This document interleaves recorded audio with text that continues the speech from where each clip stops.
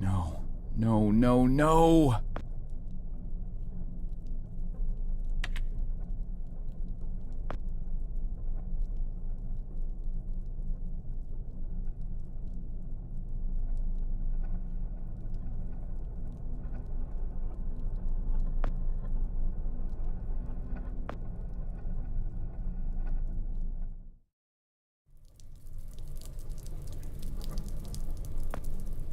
Arr.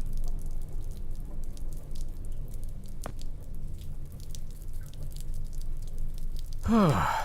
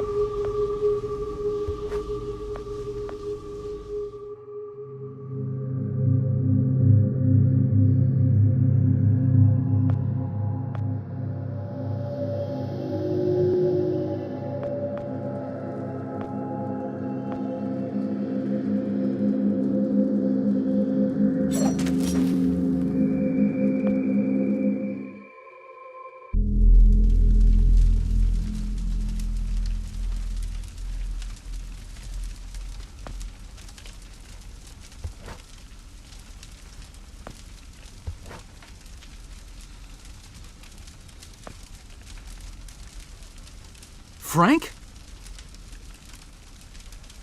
Joe! Oh. Please. Need water. What are you... Please. I'll get you some water. Hang in there.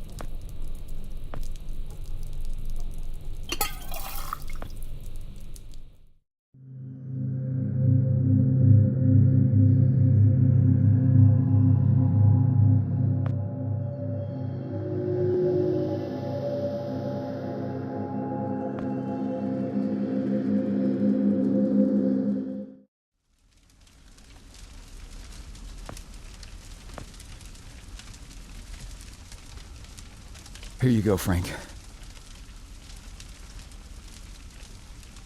Oh, thank you. I don't understand. What are you doing here? Where are we? I'm not sure. I had no time. I pushed it as far as it'd go. From what I've been reading, everything gets imprecise the farther you travel. Even your physical location can get messed up. Nobody's been this far. We could be hundreds, maybe thousands of years in the future for all I know. I don't get it. So, you're a time pilot now? Do I really need to spell it out for you, Joe? I stole it. What? You stole the time machine, but why? Look, I've got no reason to tell you, but I guess it doesn't matter. You're the last person I'll be sharing anything with anyway. The truth is, I'm a Soviet agent. Cut it out, Frank. I'm not falling for that one again. I'm not joking. Frank, you're just sick, confused. Come on, you can't be. Where's your Russian accent? Joe, I'm an undercover agent deployed by the Kremlin. My job is to fit in. How far do you think I'd get if I went around calling everyone comrade?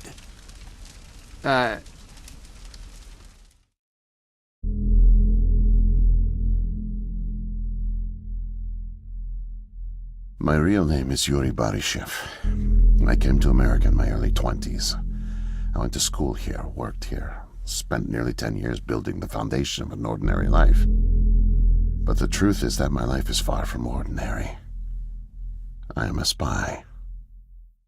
I was planted by the Soviet Foreign Intelligence Agency to gather intel on advanced U.S. military research programs, and I started getting my first missions in the mid-60s.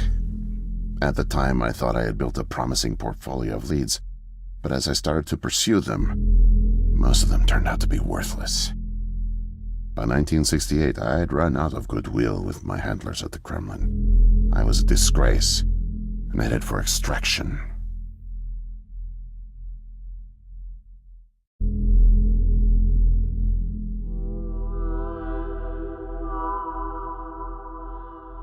Desperate for something, anything to report, I came across a Canadian company moving large shipments of iridium, osmium, rare metals not typically used in mainstream manufacturing.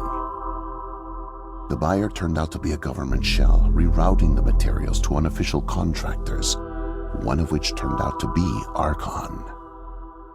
Having convinced my superiors that I was onto something, I got a job as a janitor, but I didn't dig up much until you showed up. You were a great distraction, giving me plenty of chances to access off-limits areas. And for a while, I was able to scrounge together enough intel to keep the Kremlin happy.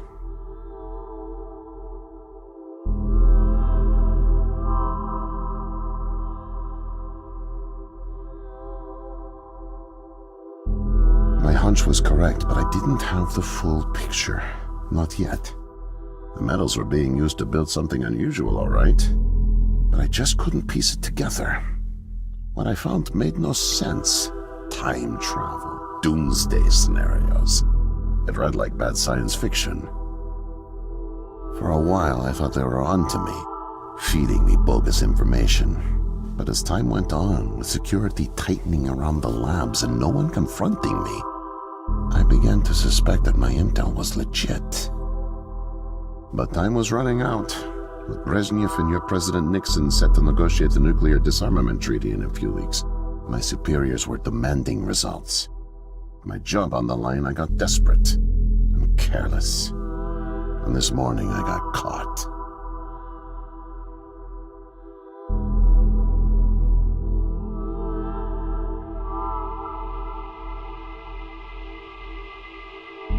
I was tailing an engineer into an off-limits lab when I bumped into Barney from security. Ironically, management chalked up my trespassing to cluelessness and settled for just firing me. Knowing I wouldn't get another chance, I stole a security badge and snuck back in. I just found the time machine operator's manual when you showed up out of nowhere and nearly screwed it all up. Then it clicked. Not only could I steal the technology, it was the perfect getaway, too. Using the manual, I set the destination as high as it would allow. I figured if I could just get far away, I'd have plenty of time to figure out how to get it back to the motherland. But, well, I guess you know the rest.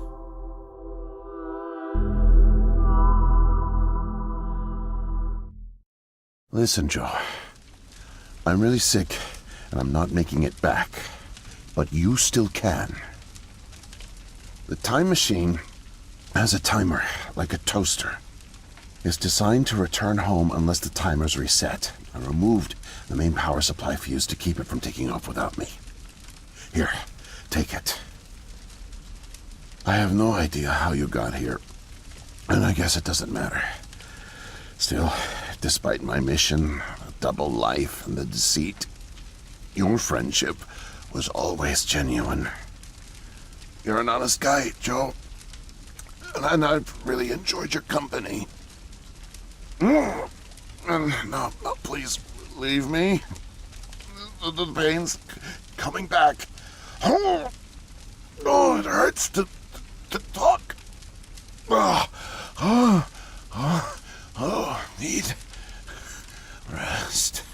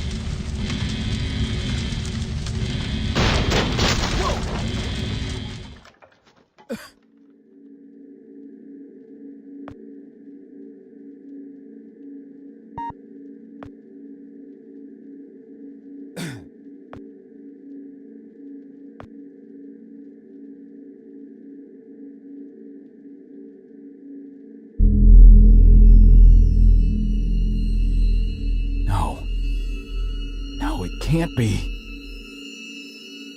The foreign organism. It's me. I brought back the disease. I'm the one who spreads it. It was me all along. I must have brought it back with me. Oh God, I think I'm gonna throw up. I can't deal with this. What do I do?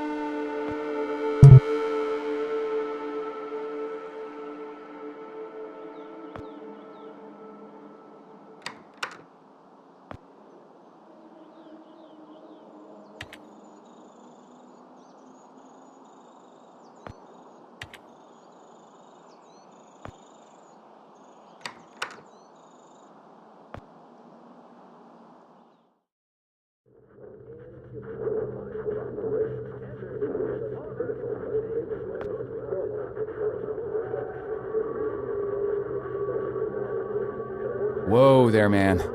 No offense intended. Okay. Personal space. Right. Got it.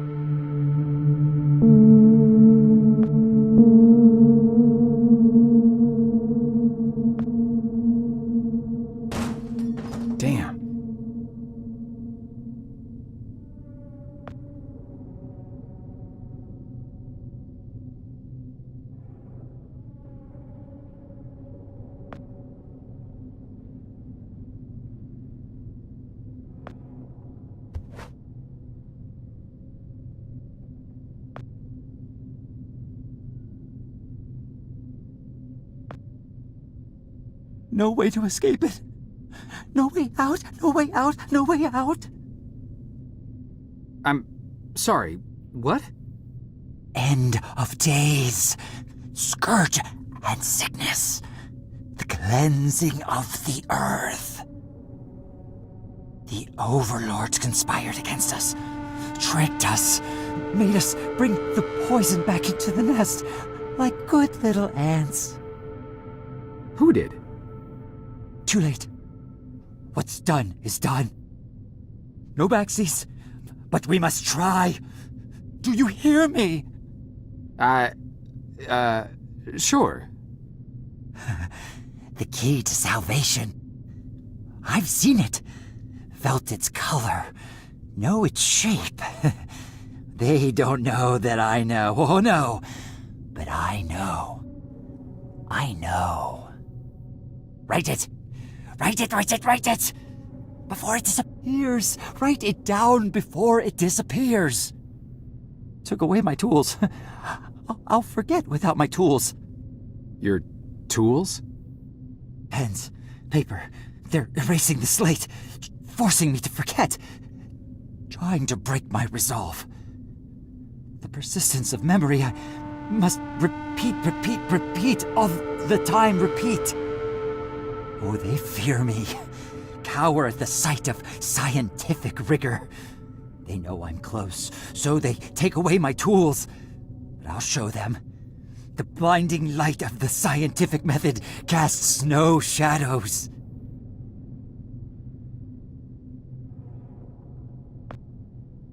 They gave us the fire of the gods, then watched us burn. They're baneful. We're nothing to them. Don't trust them. You hear? Never forget, never forget, never forget. Keep it in mind. Useless without my tools.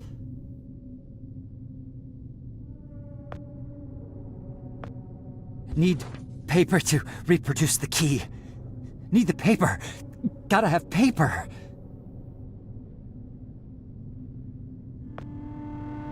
Mightier than the sword. The pen, the pen, the pen.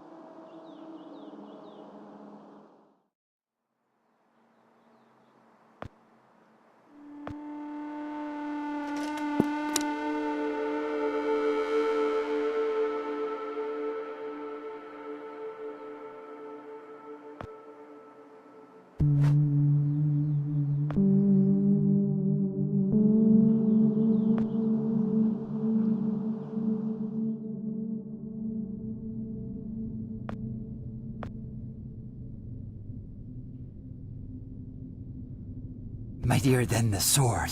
The pen, the pen, the pen. The key. The key. Keep it close. Keep it safe. Bring help.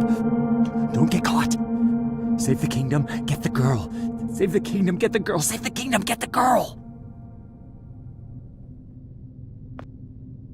They gave us the fire of the gods, then watched us burn. They're baneful. We're nothing to them. Don't trust them. You hear? Never forget, never forget, never forget. Keep it in mind. Useless without my tools.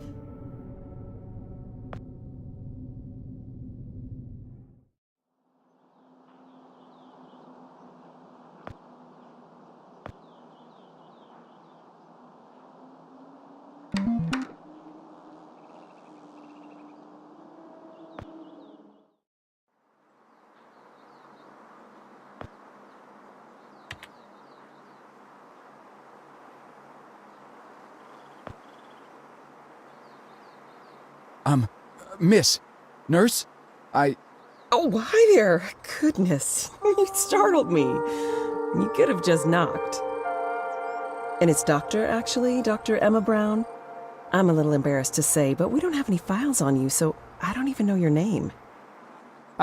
it's Joe, ma'am. Oh, call me Emma. We're not so formal here. It's nice to meet you, Joe. I'm sorry, Dr. Brown.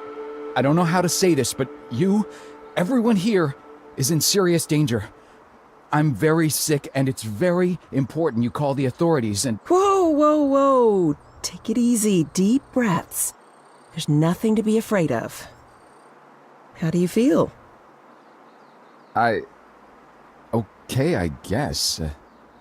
A little sore. See, you're fine. And the soreness is to be expected. You've undergone muscle therapy. You've been asleep for at least 3 decades, after all. Maybe even more. What? Where am I? What year is this? Easy, Joe. I know it's a lot to take in. It'd be a shock to anyone's system. Haven't been under for as long as you have. It's 2012, and this is the psychiatric ward at St. Genevieve's Hospital. You were brought out of hibernation 5 weeks ago. Like the others, you were placed in an artificial coma for regenerative muscle therapy and brought here for evaluation and rehab after everything checked out. Oh, God. The tubes. You have to listen to me, doctor. I'm dangerously sick. I was carrying something when I got in. Oh, that? Well, that's true. You did all have some kind of flu. Actually, the resident physician did find it peculiar how you had all contracted a type of avian flu that only first appeared in the late 90s, and a new strain at that. In any case, the pathogen was largely dormant due to the extended hibernation. We run very thorough medical checks on all our cryo clients, so we gave you all a shot of our regular cocktail. Cleared it right up before you even came to. So it's gone? But Archon... Yes, I'm afraid I don't know much about all of that. All I know is that the company that froze you went bankrupt back in the early 70s. A victim of industrial sabotage, I think. Anywho, the remaining assets were sold off, and the cryoform company bought the cryogenics technology. As per ethical requirements, that included all of you who were frozen there. We've been helping rehabilitate cryoform's clients for the past 5 years or so. Mostly folks suffering from previously incurable terminal illnesses and heavy wallets.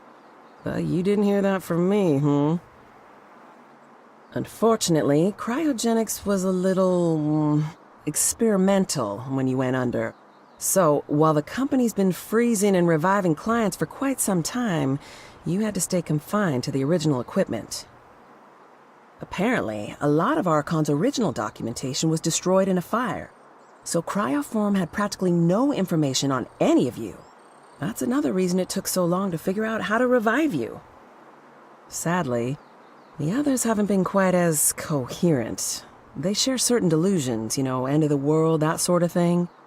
An unfortunate side effect of cryogenics' primitive state at the time, I suspect.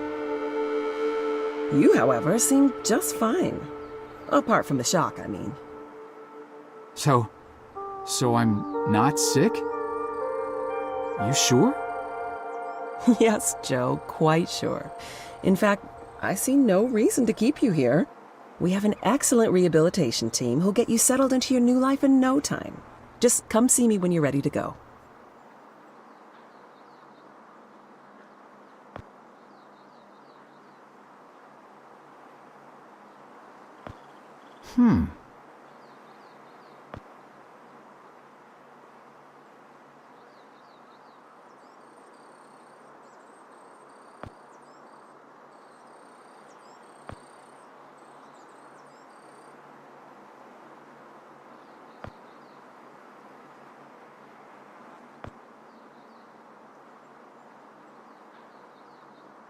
So, are we all ready to go?